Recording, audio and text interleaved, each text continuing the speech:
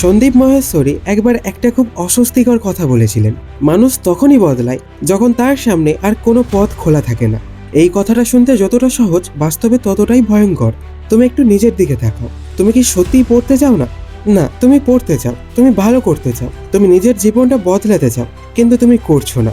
এই চাই আর করছি, এই দুটোর মধ্যে যে ফাঁকটা আছে, সেখানেই তোমার পুরো সমস্যা লুকিয়ে আছে। তুমি প্রতিদিন ভাবো আজকে পড়বো, আজকে আর সময় নষ্ট করব না, আজকে একটু সিরিয়াস হব। কিন্তু দিনটা কিভাবে কেটে যায়? সকাল থেকে দুপুর, দুপুর থেকে বিকেল, বিকেল থেকে রাত। আর তুমি শেষে এসে বলো আজকে সময়ই পেলাম না। এই কথাটা তুমি কতবার বলেছো সেটা তুমি নিজেও জানো না। কিন্তু একটা প্রশ্ন, সত্যি কি তোমার সময় ছিল না, নাকি তুমি সময়কে অন্য জায়গায় খরচ করেছো? তুমি মোবাইল দেখেছো, ভিডিও দেখেছো, এদিক ওদিক ঘুরেছো, সবকিছু করার সময় পেয়েছো, কিন্তু পড়ার সময় পাওনি। এটা শুনতে খারাপ লাগতে পারে, কিন্তু এটাই সত্যি। তুমি পড়াশোনাকে অ্যাভয়েড করছো, কিন্তু কেন? কারণ তোমার মাথার ভেতরে একটা ডেঞ্জারাস বিলিফ বসে গেছে। তুমি বিশ্বাস করো এখন না পড়লেও কিছু একটা হয়ে যাবে। এই চিন্তাটা খুব ছোট মনে হয়, কিন্তু এর এফেক্ট খুব বড়। এই চিন্তাটাই তোমাকে প্রতিদিন ডিলে করতে শেখায়। তুমি ভাবো আজ না হলে কাল, এখন না হলে পরে। কিন্তু একটা জিনিস খেয়াল করেছো, এই কাল আর পরে কখনো আসে না। কারণ কাল আর পরে কোনো সময় না, এটা একটা বিভ্রম। তুমি আজ যেটা করছো না, কাল সেটাও করবে না, কারণ তোমার অভ্যাস একই থাকবে। এখন একটা সিন কল্পনা করো, পরীক্ষার ঠিক আগের রাত। তুমি হঠাৎ প্যানিক হয়ে পড়তে বসে গেলে, ঘন্টার পর ঘন্টা পড়ছো, মোবাইল পাশে নেই, মনও বসে গেছে। এখন প্রশ্ন, এই একই তুমি আগে কেন পারছিলে না? কারণ তখন তোমার সামনে কোনো অপশান ছিল না। তখন তোমার মাথা অ্যাকসেপ্ট করে নিয়েছিল এখন না পড়লে আমি শেষ। এই ফিলিংটাই তোমাকে চেঞ্জ করেছিল। তাহলে আসল সমস্যা কি? সমস্যা তোমার অ্যাবিলিটি না, সমস্যা তোমার আর্জেন্সি। তুমি যতক্ষণ সেফ ফিল করবে, ততক্ষণ তুমি সিরিয়াস হবে না।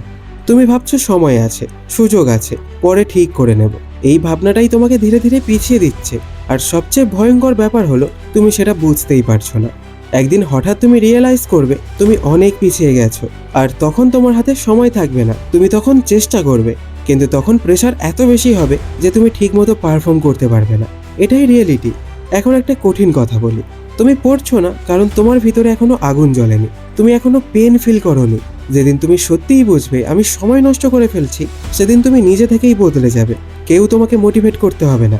কিন্তু তখন অনেক দেরি হয়ে যেতে পারে। তাই প্রশ্ন হলো, তুমি কি দেরি হওয়ার জন্য অপেক্ষা করবে, নাকি এখনই বদলাবে? তুমি যদি এখনো কমফর্টেবল থাকো, তাহলে তুমি ডেঞ্জার জোনে আছো। কারণ কমফর্ট মানে স্লো ডিস্ট্রাকশন।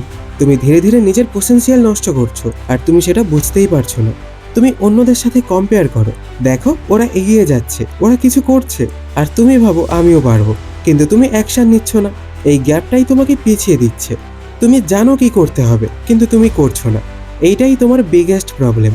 তুমি যতদিন নিজের কাছে সৎ হবে না, ততদিন তুমি বদলাবে না। তুমি নিজের কাছে সত্যিটা বলো, আমি পারি কিন্তু আমি করছি না। এই অ্যাকসেপ্টেন্সটাই তোমার প্রথম স্টেপ। তারপর ধীরে ধীরে তুমি অ্যাকশন নিতে শুরু করবে, ছোট করে কিন্তু নিয়মিত। তাহলে একদিন তুমি নিজেই বুঝবে তুমি বদলে গেছো, কারণ তুমি রিয়েলিটিটা অ্যাকসেপ্ট করেছো। আর সত্যিটা খুব সিম্পল, তুমি পড়তে পারো, তুমি করতে পারো। তুমি শুধু এখনো ডিসাইড করোনি তুমি সত্যি করতে চাও কিনা।